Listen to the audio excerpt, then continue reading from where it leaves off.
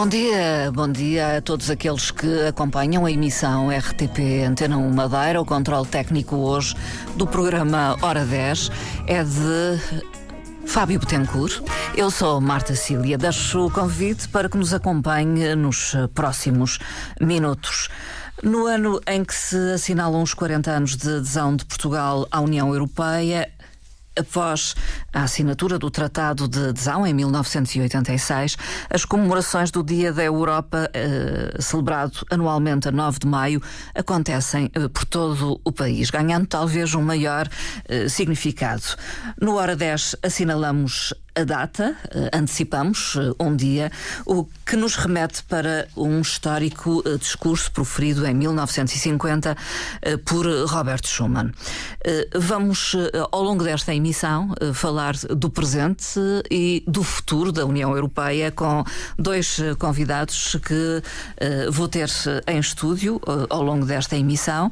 Ana Rita Barros, economista, formadora certificada em assuntos europeus. Muito bom dia. Bom dia, Dona Marta. Bem-vinda. Obrigada. E um pouco à distância, Marco Teles, geógrafo, colaborador do Europe Direct Madeira. Bom dia, Marco Teles.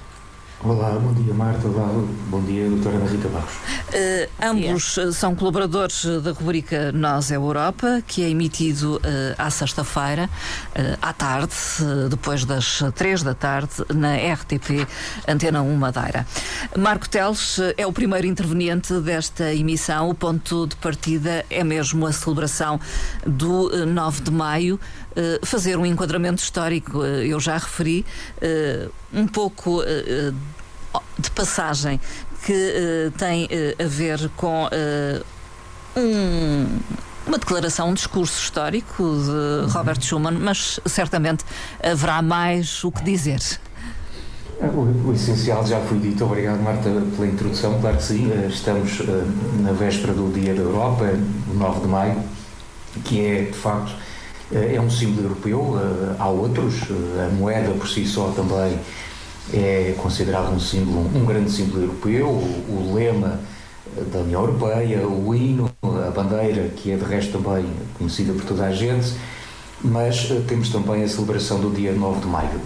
E realmente a história, assim de forma muito sumária, remonta ao ano de 1950, portanto já vai há algum tempo, em que o então Ministro dos Negócios Estrangeiros francês, como referia Marta, Robert Schuman, apresentou uma proposta com um conjunto de ideias que realmente estariam na base daquilo que hoje é a União Europeia. No passado, nós recordamos, antes de ser a União Europeia, foi Comunidade Económica Europeia, a velhinha CE, que certamente muitos de nós ainda recordamos, não é?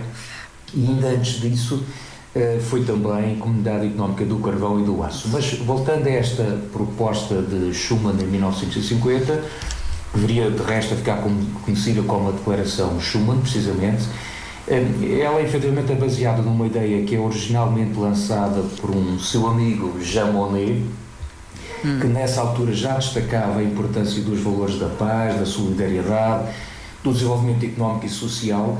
E não esquecemos que estamos nessa altura, 1950, nós tínhamos terminado há relativamente pouco tempo a Segunda Guerra Mundial, com um impacto muito grande no espaço europeu, e a ideia foi criar aí então uma instituição europeia que fosse supranacional e que tivesse como grande objetivo gerir matérias-primas que nessa altura, 1950, eram absolutamente essenciais. Falamos do carvão, falamos do aço, hoje sabemos que são outras matérias que fazem girar o mundo e estamos a sentir na pele a importância da gestão dessas matérias, nomeadamente do petróleo, mas na altura era realmente o carvão e o aço. Portanto, iniciou-se com esta ideia de uma instituição supranacional que fizesse essa gestão e que desta forma pudéssemos manter no fundo a paz no espaço europeu.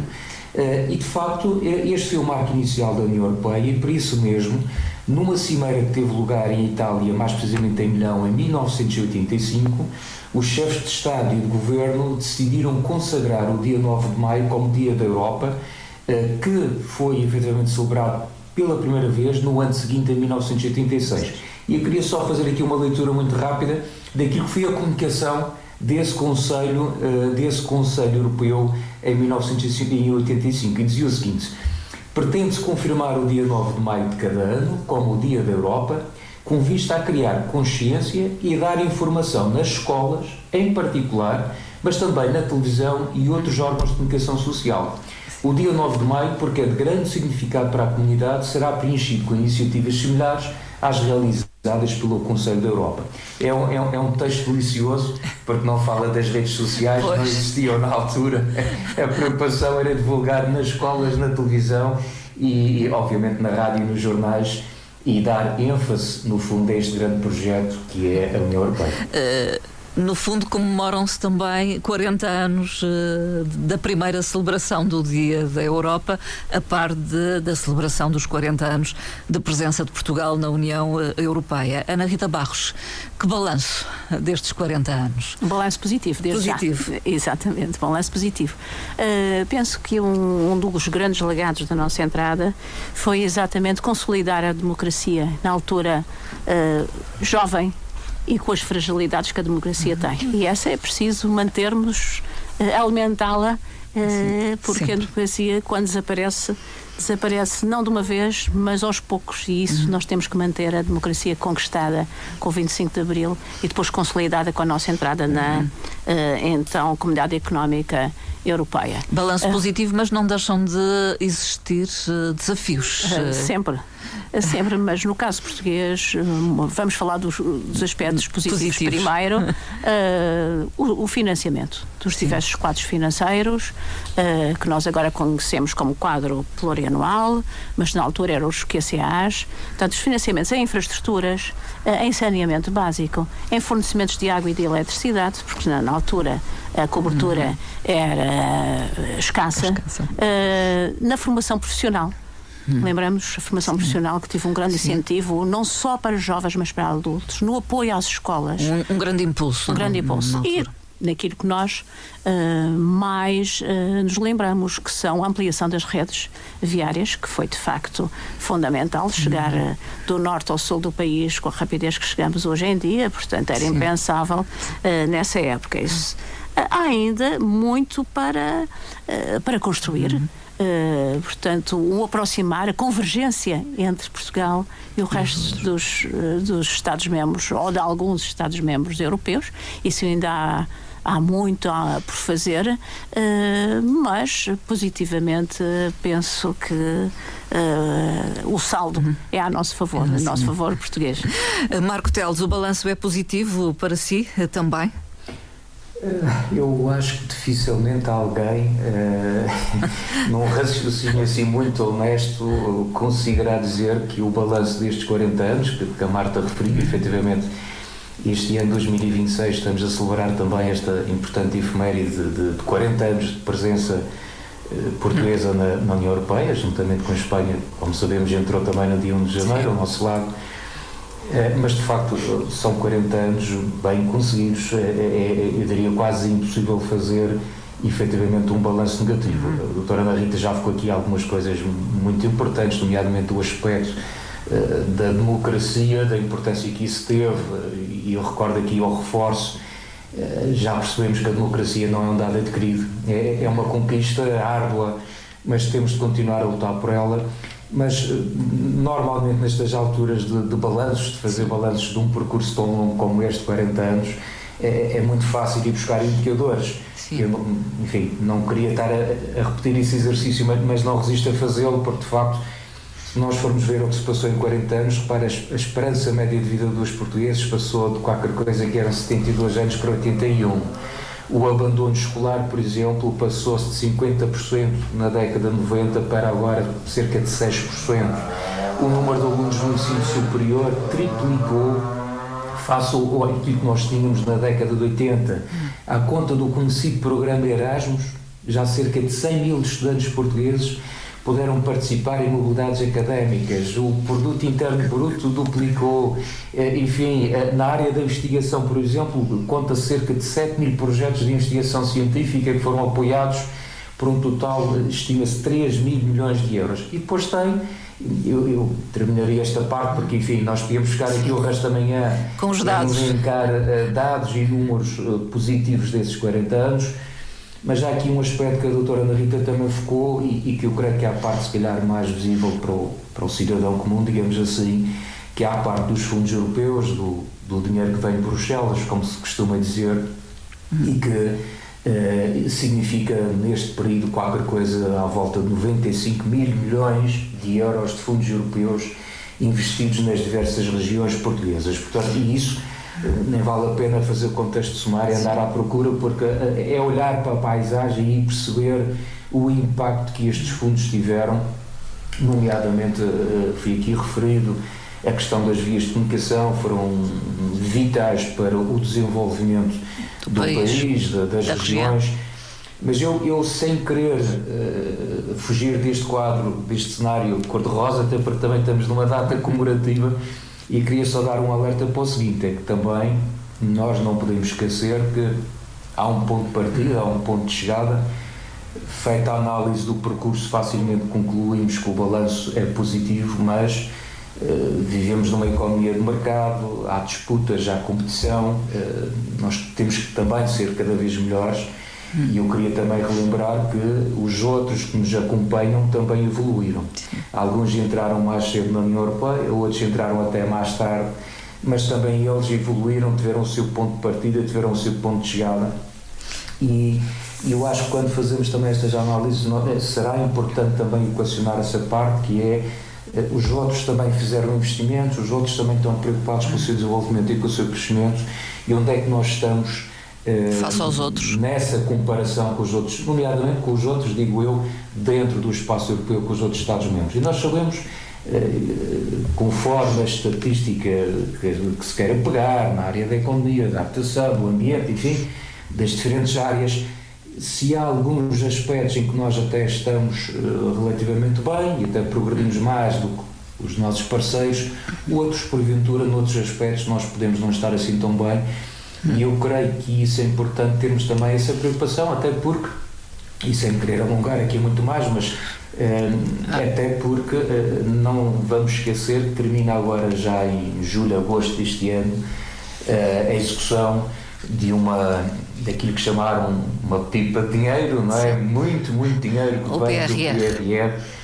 E eu disse isso na altura quando foi lançado o programa do PRR. Será interessante fazermos um ranking dos Estados-membros e depois virmos a fazer um outro, não quando terminar a execução do PRR no imediato, mas dando um prazo, 2, 3, eventualmente 4 anos, 5, não sei, para percebermos se efetivamente as escolhas estratégicas que cada Estado-membro fez, dentro de determinadas balizas que estavam definidas, se essas foram ou não as melhores escolhas e se isso nos permitiu ou não dar o salto em frente e estarmos comparativamente aos outros um pouco melhor do que aquilo que estávamos. Mas, enfim, fica a dúvida para ver, se calhar, no futuro. De qualquer forma, existem preocupações, não é? Face ao futuro. E disso falaremos também um pouco mais à frente, mas também registra as palavras do Marco Teles. Completamente, exatamente.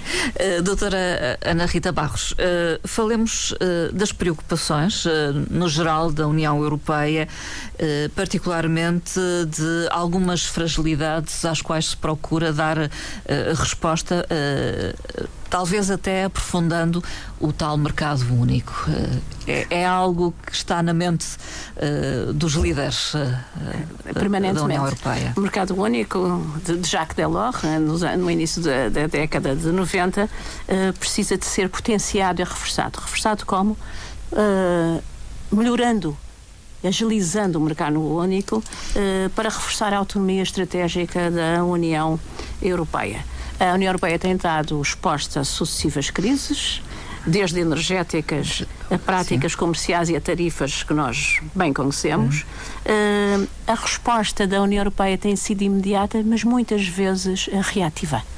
A Europa tem alguma fragmentação, e essa fragmentação de mercados, principalmente no mercado da energia, nós temos visto que a política energética é uma política de cada Estado-membro, tem que ser articulado Ou seja, a Europa tem que ser um todo nesse aspecto. Um outro aspecto em que a Europa tem que responder é o mercado digital.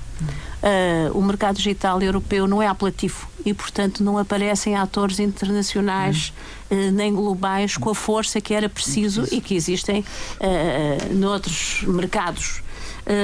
Essa integração tem que ser preparada e não é uma integração que se consiga a curto prazo. Sim. Portanto, os efeitos são estruturais e têm que ser medidas que são aplicadas e cujo resultado só se vê passados 5, 10 anos. Portanto, é preciso tomar essas medidas desde já. E há um roteiro. Há um roteiro, começando pelos mercados de capitais, integrando a energia, articulando infraestruturas num espaço económico, ou seja, unificando esse espaço económico. Tem que ser uma Europa no todo.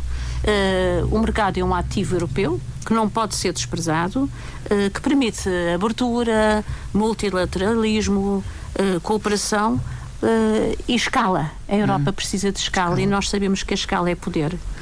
E influência geopolítica.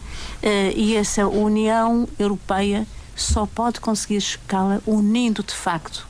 A palavra união aqui é importante, unindo de facto os diversos Estados-membros e as políticas estruturantes desses Estados-membros. E até agora a União Europeia não tem falado a uma só voz, é isso? E é natural, não tem conseguido. Inúmeros Estados.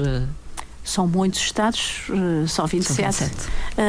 Neste momento, considera-se que a forma legislativa europeia é um impedimento ao desenvolvimento, é um dos impedimentos ao desenvolvimento desse mercado. A forma como delibera é isso, Ana Rita Barros? Não é só isso? Não é só isso. A forma como as deliberações e as decisões são depois postas em prática. Essa forma legislativa que todos nós conhecemos, a mais corrente é a diretiva. Todos conhecemos o que é uma diretiva. Só que a diretiva leva muito tempo a transpor.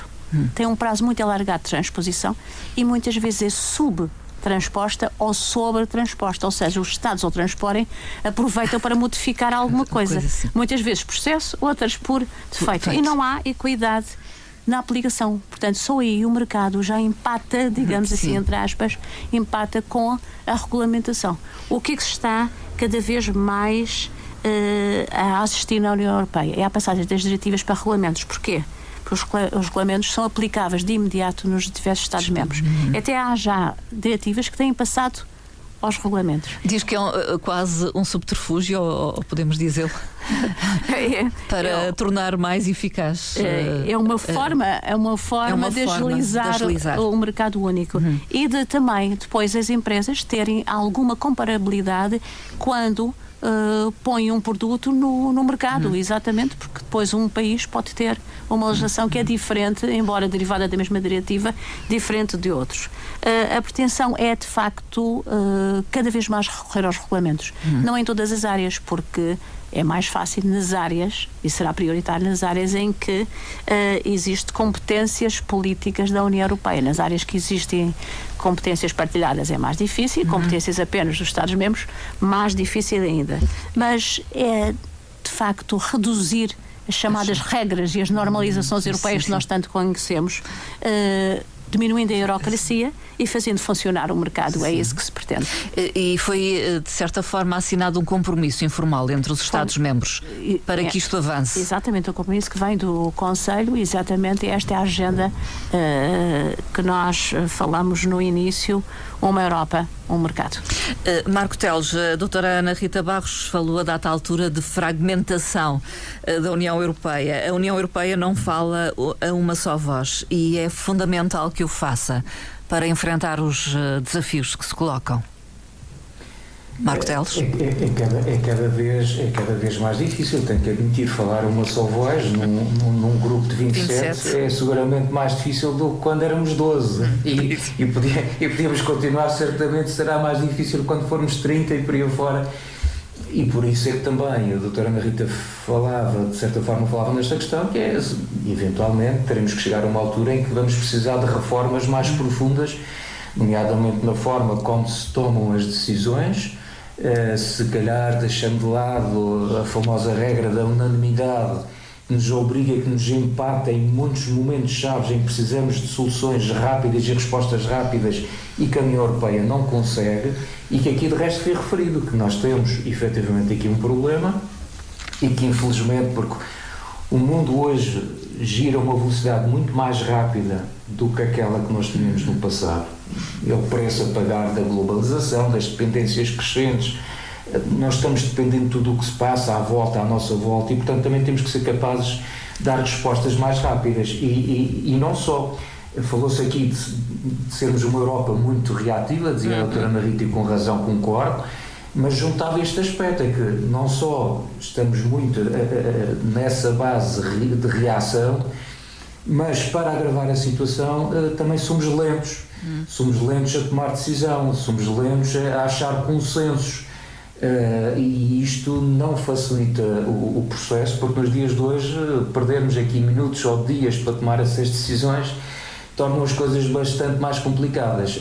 E depois, como aqui foi referido, é também aqui uma questão de escala. Nesse aspecto, acho que a União Europeia, voltando ao tema inicial da conversa, aos símbolos da União Europeia, um deles é o lema.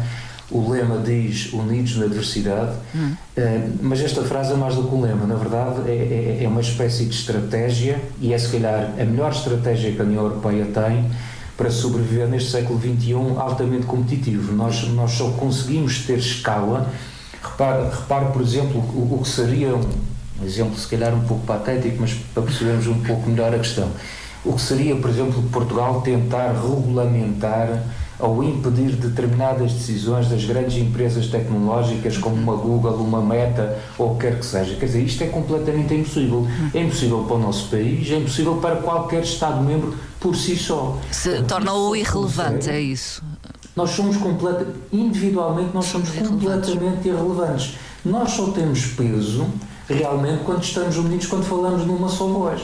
É a tal questão que alguém dizia, bom, e pensando também na atual conjuntura, nós neste momento somos uma espécie de gigante económico, mas infelizmente ainda somos um anão geopolítico. E temos aqui alguns problemas nessa área, porque precisamente somos de certa forma lentos a tomar posições, e também tem-se verificado, sem querer entrar em detalhe agora, enfim, nas diversas posições de cada Estado-membro, mas fruto da atual conjuntura e da crise que estamos a ver, nomeadamente a energética, e não só, não se tem conseguido alinhar formas de pensamento entre todos os Estados-membros. Recordo, por exemplo, sobre esta situação toda da energia, o nosso vizinho espanhol, o nosso colega de entrada no espaço europeu, tem sido muito mais reativo e impulsivo na tomada de decisão e em expor publicamente a sua posição em relação a tudo o que se está a passar. Portugal, por exemplo, tem sido muito mais moderado nas suas posições. E isto é difícil que, de facto, depois da União Europeia saia daqui uma posição clara sobre as coisas. Eu termino só este ponto relembrando aqui uma frase, um pensamento de Jacques Delors, que veio já do final da década de 80, e ele dizia o seguinte: aquilo que nos une é mais importante do que aquilo que nos separa. Eu continuo a achar que isto continua a ser válido, esta ideia, e portanto, se mantivermos esta ideia bem presente, acho que vamos conseguir superar estas dificuldades, nomeadamente estas da lentidão de reação da União Europeia. Falemos da resposta da União Europeia à atual crise energética. Ana Rita Barros, o que é que podemos dizer? Eu começava referindo novamente as palavras de Marco Teles. A Espanha, aqui ao lado, tomou medidas de apoio às empresas e às famílias relativamente a esta crise energética, que fez da Espanha o Estado-membro que mais investiu nesta área ultimamente. Como? Fomentando, portanto, a redução de preços através da concessão de apoios, eliminando impostos. Foi praticamente. Portanto, a Espanha encontra-se entre os Estados-membros aquele que em valores absolutos e em valores relativos, ou seja, em termos totais e em termos do PIB, mais investiu no apoio, nas ajudas de Estado internamente. Aos cidadãos e às empresas, ao seu conjunto. No total, os governos europeus investiram aquilo que se estima em cerca de 11 mil milhões de euros. E essas medidas estão em parte concentradas, mais de metade são espanholas. A Alemanha também, mas em termos relativos, a Alemanha, em relação ao peso do PIB, não está na posição que está a Espanha. Portanto, isso já é uma medida. Passou à ação. Sim. Não é só a decisão, porque a política energética, como dissemos há pouco, é uma política de cada Estado-membro.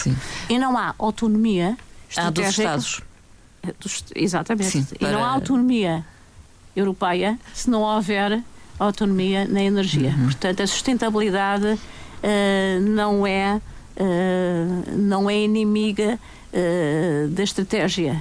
Têm que ser as duas conciliadas e têm que ir no mesmo sentido. E a energia é um dos pontos capazes de dar esta volta. A curto prazo também não. São medidas a médio e a longo prazo que vão permitir a aquisição conjunta, que já tivemos experiência quando foi o início do conflito da Ucrânia, que vão permitir, portanto, as políticas de refinação de combustíveis e assegurar o fornecimento, por exemplo, a um espaço que é importante, que é o espaço aéreo europeu, como já vimos há companhias que já anunciaram para este ano a redução de voos, o que tem grandes implicações na economia. Sim, no turismo. Mas, de qualquer forma, a União Europeia teve esta iniciativa de criar uma ideia, não é, para dar resposta à crise energética. Falamos do Accelerate EU. Exatamente. Esse Accelerate que propõe essas medidas que a Ana Rita Barros referiu. Exatamente. Aqui. Fomentar a eletrificação é uma das medidas, porque o consumo de energia, a produção de energia tem aumentado através da rede elétrica. No entanto, como consumimos mais, o peso desse consumo no todo acaba por se situar nos últimos anos em cerca de 20%. É preciso fomentar essa política. Mas o facto de não haver uma política energética comum, e é isso que se pretende, vai limitar as práticas nos mercados, o que tem consequências nefastas para aquilo que se pretende agora. É preciso flexibilizar e é preciso convergir nessa área, porque... Para que cada Estado não pense por si e haja por si, é isso? Não haja separadamente, exatamente. Aqui o conjunto é importante. Marco Teles quer falar da crise energética, no fundo do aumento dos custos da energia nos Estados da União Europeia, neste meio volátil dos mercados de combustíveis fósseis. Bem, falar da crise energética obrigaria-me a falar do Sr. Trump, e também não quero que o Sr. estrague a minha boa disposição, e portanto não vou dar a amassada de comentar aqui as responsabilidades da Casa Branca na atual crise. Mas é pertinente. Sejamos honestos, nós também temos culpa no cartório.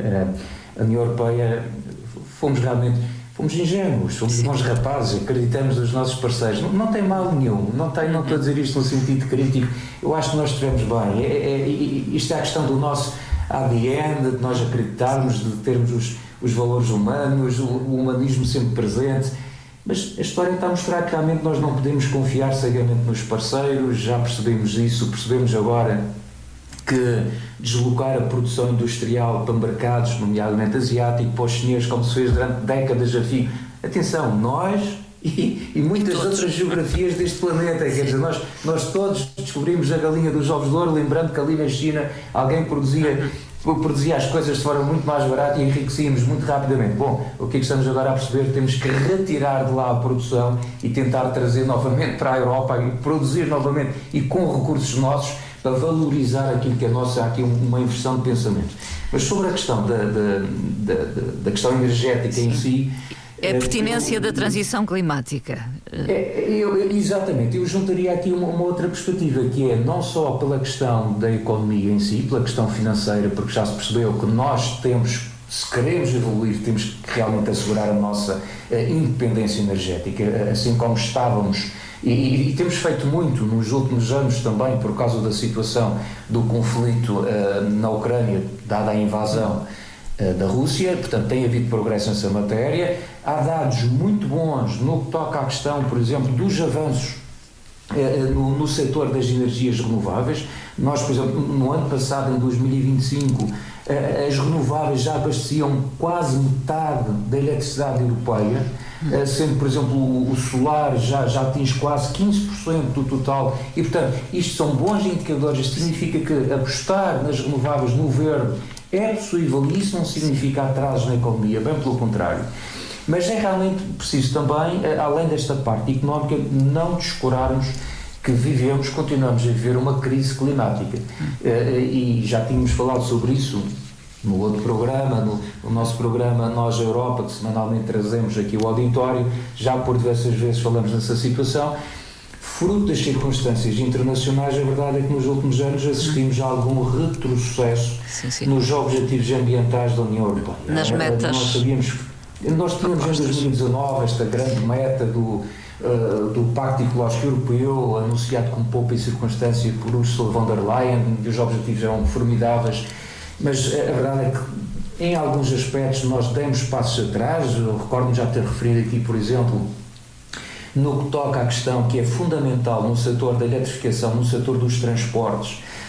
As coisas estariam bem encaminhadas, mas demos algum passo atrás, por exemplo, na definição dos limites, em que deixaria de ser possível vender veículos novos a combustão, que estava definido para 2035, e depois demos um passo atrás a dizer que afinal se calhar teríamos que avançar um pouco mais nessa meta.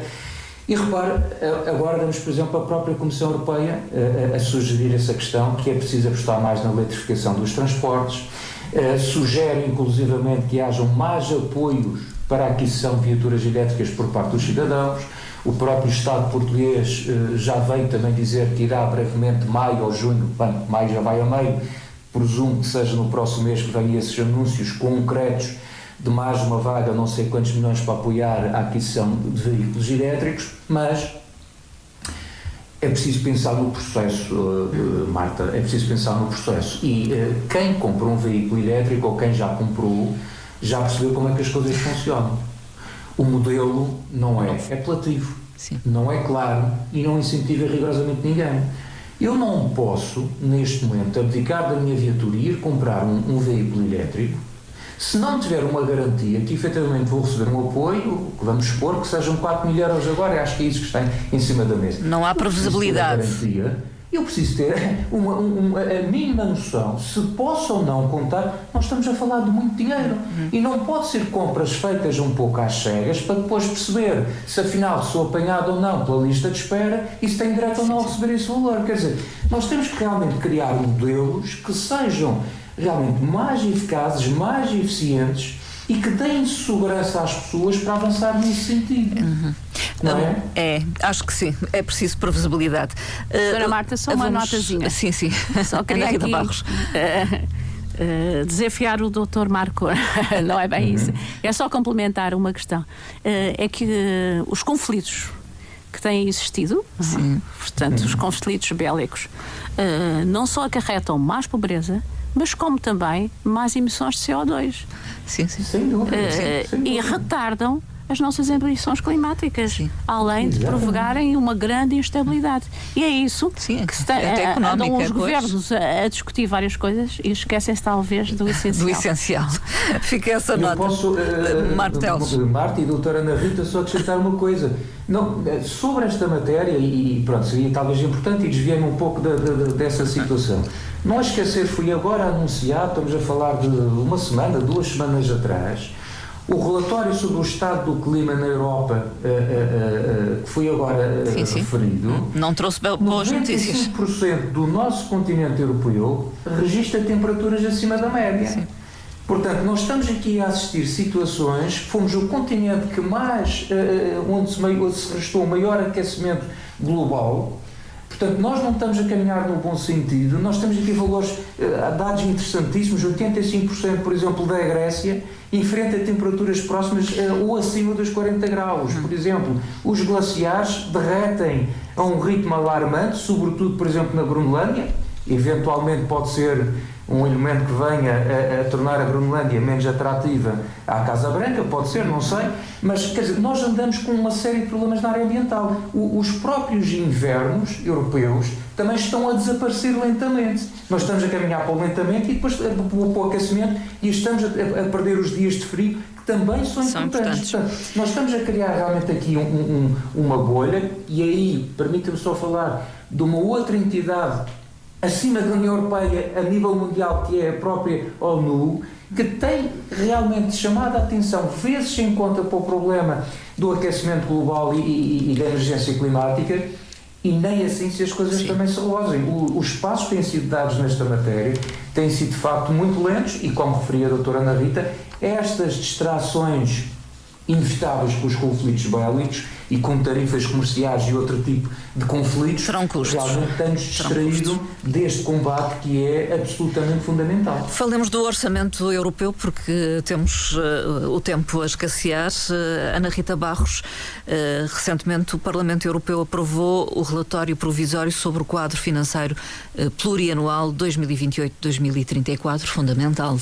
Exatamente. Portanto, é uma base de discussão, digamos assim, mas os membros do Parlamento Europeu aprovaram algumas medidas que nós talvez valha a pena aqui referir. Desde já o aumento de 10% em relação ao proposto.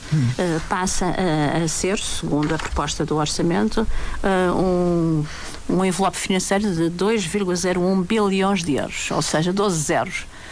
Uma quantia significativa. Uma outra decisão dos membros do Parlamento Europeu é que propõem a exclusão dos déficits orçamentais, dos limites de orçamento, relativamente ao reembolso dos Estados daquilo que nós estamos a usufruir, não é? A usufruir em termos de PRR. Ou seja, um instrumento Next Generation EU não fará parte dos limites para o déficit, o que é importante se for aceite pelas partes. Além disso, aprovaram também a inclusão no novo quadro financeiro 28-34 de uma verba para a defesa muito mais elevada, defesa e segurança, passam a fazer parte. As políticas, os membros do Parlamento Europeu apostam e reforçam políticas fortes, políticas no plano dos programas de investigação, Horizonte Europa, do Erasmus, que ainda há pouco falámos, do mecanismo de proteção civil, que também já temos beneficiado algumas vezes, do Fundo Europeu de Competitividade e da União Europeia para a saúde em termos de medicamentos e de vacinas. É tudo? Ainda não. Para já, porque o relatório é provisório. De qualquer forma, houve um passo atrás por parte da Comissão em relação à proposta inicial de que seria um plano por Estado. Exato. Enfim, e os membros do Parlamento Europeu reforçaram isso. O poder das regiões e o poder local têm que estar envolvidos para que os programas estratégicos tenham sucesso e, além disso, para limitar e limitar alguns atos menos corretos e aumentar a transparência. Isso foi importante.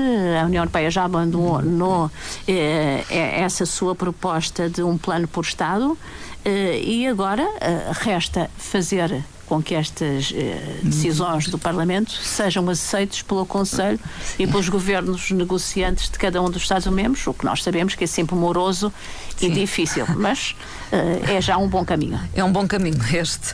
Marco Teles, o que tem a dizer? E talvez introduzindo um outro tema que tem a ver com a transição digital, que deve ser uma prioridade da União Europeia. O outro problema bicudo, não é? Portanto, a transição digital é algo realmente aqui bastante complexo. E aqui tem que ser dado destaque à questão da inteligência artificial, à famosa IA, que agora aparece em todo o lado, e que nós até pensamos, de certa forma, que isto é tudo muito recente, mas efetivamente não é. Eu recordo que, por exemplo, a primeira comunicação da Comissão ao Parlamento Europeu, ao Conselho Europeu, ao Conselho, ao próprio Comitê Económico e Social Europeu, aparece já no ano 2018.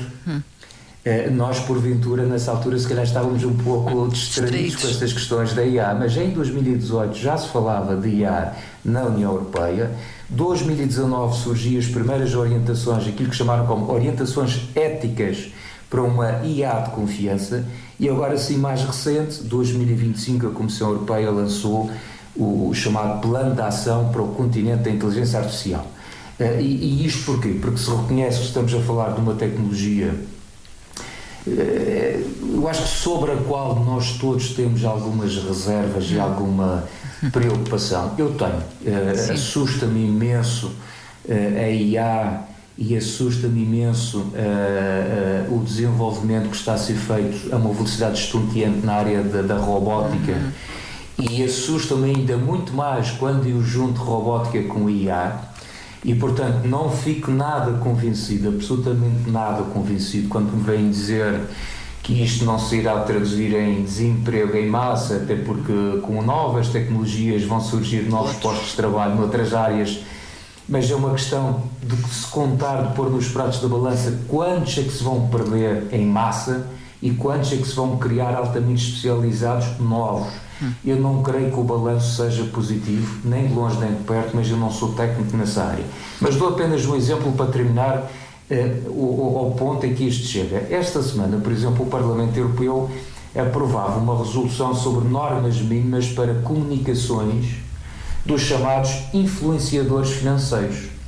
A Marta com certeza lembra-se, nós estávamos a brincar no programa, no Nós Europa, de nós falarmos, eu a dada altura já dizia, isto já tinha alguns anos, que achava que esta nova profissão que é produtor de conteúdos de estágio e de influencer, que é uma coisa absolutamente fantástica, quer dizer, eu arranjo uns milhares de seguidores, vendo casas, vendo estadias, vendo roupa, vendo, entre aspas, influencio os meus seguidores num determinado sentido, e isto não está regulamentado, eu vou ganhando umas benesses com isto, e portanto era necessário regulamentar. O que repara, até podíamos achar que isto era ser picuinhas e andar a perseguir as pessoas que até têm gosto de fazer uns reels muito engraçados nas redes sociais. Percebeu-se agora que uma das coisas que está a ter muito desenvolvimento são os influenciadores na área financeira. Ora, a gente sabe que a literacia financeira e a educação financeira ao longo da vida é uma absoluta necessidade. A gente já percebeu que, sobretudo as gerações mais novas, e não existe, tem uma enorme carência nesta área da gestão financeira, e portanto vão ter muitas dificuldades na sua vida futura se não dominarem essas áreas. E começam a saber agora influenciadores a dar palpites e sugestões na área financeira, sobretudo em mais alguma coisa. Ora, isto não é não é perseguir as pessoas, mas é sim perceber que há necessidade neste mundo digital das redes sociais de criar regras, porque senão isto cria-se um verdadeiro caos e são muitos os problemas que vão surgir e que já têm surgido. Mas é uma acusação feita muitas vezes à União Europeia de excessivamente regulamentar várias áreas. Não tem, eu diria, Marta Silvia, que não tem aqui outra hipótese, porque assim, a União Europeia pensou da mesma forma como pensou a China, como pensou a Índia, como pensou os Estados Unidos, que é, nós não vamos regulamentar, nós também pensamos assim no início. O mercado vai regulamentar. Emmanuel Macron falava isso, que era, não vamos regulamentar em demasia, porque isso vai estrangular a criatividade e o desenvolvimento na área do IA. Só que estamos a perceber que se não se coloca também, não é colocar um travão, mas é colocar balizas, linhas vermelhas. Isso vai ser importante fazê-lo, já está a ser feito. Aliás, a União Europeia pretende e tem sido, de certa forma, pioneira na regulamentação nesta área, e se calhar com algum risco próprio, com algumas perdas, por causa disto que eu acabei de referir, mas não há outra solução que não seja da regulamentação. Para quem roda livre, isto não funciona. Temos 5 minutos para falar do futuro. O que esperar para o futuro, Ana Rita Barros? Mais Europa? Mais Europa. Portanto, uma das questões é o alargamento, que ainda não aqui falamos e que é importante. Não é uma questão qualquer. É mais do que uma questão geopolítica, é um teste à coesão interna da União Europeia. Portanto, o alargamento vai estar em cima da mesa num futuro muito próximo. Depois, a capacidade de decisão. Penso que a Europa, no seu conjunto, sabe o que é preciso fazer. É preciso ter capacidade para tomar a decisão, para fazer, para agir, para concretizar. A história recente mostra-nos exatamente isso. A União Europeia transforma-se e transforma-se positivamente na adversidade. Só que muitas vezes depois essas transformações são incompletas, são frágeis. O momento atual exige mais, exige uma mudança da Europa. A Europa tem que agir, tem que investir, a Europa tem que antecipar mais do que adaptar. Não perdendo os seus valores. Mantendo os seus valores. E recordando os seus valores, que muitas vezes têm que ser a solidariedade, portanto, o respeito pelas pessoas e pelos direitos humanos, a Europa social, portanto, às vezes têm sido um pouco postos para trás, ou pelo menos não tão recordados como nós gostaríamos. No momento atual, a opção é mesmo essa, é uma Europa, é uma necessidade. Marco Teles, o que esperar para o futuro? Mais Europa? Sim, decididamente mais Europa. Não, o caminho é irreversível, mas eu queria só dizer duas coisas muito rápidas. Uma é que eu subscrevo na íntegra tudo aquilo que a doutora Ana Rita referiu agora, concordo totalmente, e hoje vou de certa forma, hoje estou muito próximo da doutora Ana Rita e vou também acrescentar mais uma citação, novamente já que logo, porque acho que esta frase é excelente. Esta ideia diz o seguinte, isto também é da década finais de 80, 90. A nossa sociedade está em crise e a sociedade do fast food. Produzir rápido, consumir rápido, esquecer rápido. O risco de perder a nossa memória coletiva, o perigo de agir somente sobre a emoção, a recusa de ver mais longe. Onde é que eu quero chegar com esta ideia? Eu acho que não há nada mais triste do que a indiferença humana ao sofrimento. E isto é um aspecto, por exemplo, de estar a querer trazer este tema aqui, e não temos tempo para aprofundar. Sim. Acho, por exemplo, que a União Europeia não pode abdicar nunca dos seus valores, das suas tradições e, por exemplo, a nossa dificuldade em ter, voltando àquilo que nós falamos no início, em ter uma resposta única, por exemplo, àquilo que Israel tem feito, nomeadamente em relação à faixa de Gaza, e sobre a qual também há muita divisão entre os Estados-membros e nós não conseguimos ter uma opinião firme, mas custa-me muito nós ficarmos indiferentes ao sofrimento, seja na faixa de Gaza, seja na Ucrânia, seja onde quer que seja, não é isso que está sequer em causa em termos políticos, mas nós não podemos perder essa capacidade de nos incomodarmos com estas questões humanas e não termos receio de assumirmos a nossa posição profundamente humanista da União Europeia, mantendo assim os seus valores que estão na origem deste projeto europeu. Ana Rita Barros, ainda há tempo para uma frase ou um pensamento? É um depoimento de Robert Schuman sobre a sua própria declaração de 9 de maio de 1950.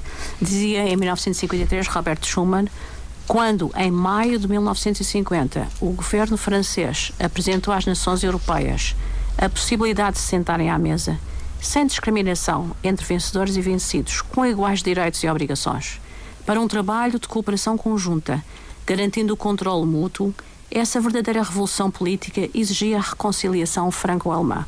Mesmo antes de consultar os nossos amigos e aliados, indagamos o chanceler Adenauer. Se tivesse dito que não, a Europa e a integração europeia não teriam existido. Robert Schuman.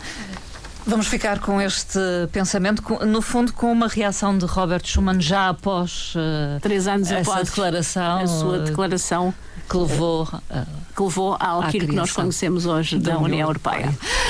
Resta-me agradecer a vossa disponibilidade para aqui estar esta manhã. Ana Rita Barros, economista, formadora certificada em assuntos europeus, Marco Teles, geógrafo, colaborador do Europe Direct Madeira, colaboradores da rubrica Nós Europa, que é emitido também esta sexta-feira, mas à sexta-feira na RTP Antena 1 Madeira.